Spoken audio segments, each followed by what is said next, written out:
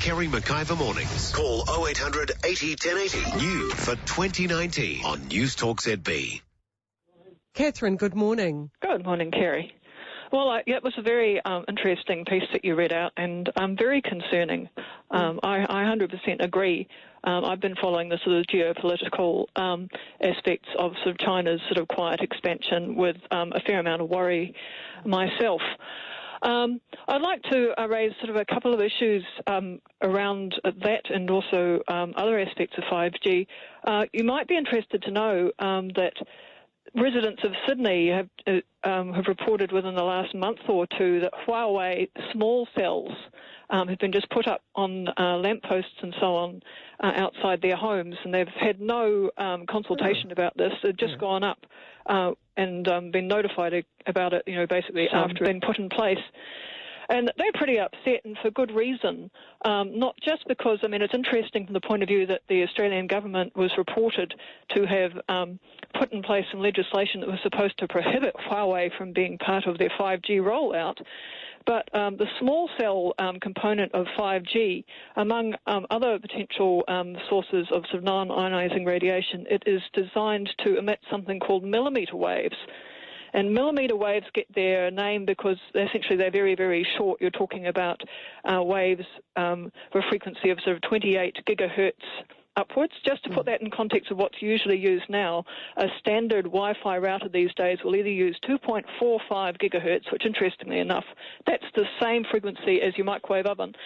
So it's a lot higher frequency radiation, which means it vibrates a lot quicker. And the millimetre waves have already been exploited by the US and other military people in terms of, Russia, for example, as so-called non-lethal weapons. And sort of non-lethal should be in inverted commas, really, because it's a non-lethal weapon at 90 gigahertz that the US military uses if you can get out of the way of the beam.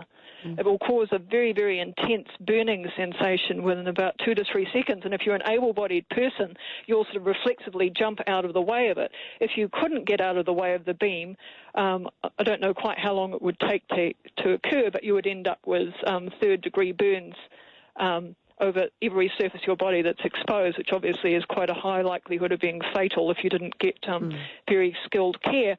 So any technology that's being commercialised with the use of millimetre wave radiation is a concern from the point of view that there are potential health hazards. Obviously, it's not going to be used at the same power as the weapons system. But there hasn't been very much research done into millimetre waves that's publicly available. But what there is concerning. For example, they've irradiated rats, poor little things, with millimetre waves. And first good thing I've heard about it. Ugh. I know, it's disgusting. But these poor little rats ended up with changes in the lenses of their eyes consistent with what happens in the sort of early stage of the formation of cataracts. And if I recall rightly, that was only from about 3 months' worth of exposure to millimetre waves. So you're saying that the phones themselves are dangerous before you even look at the information sharing?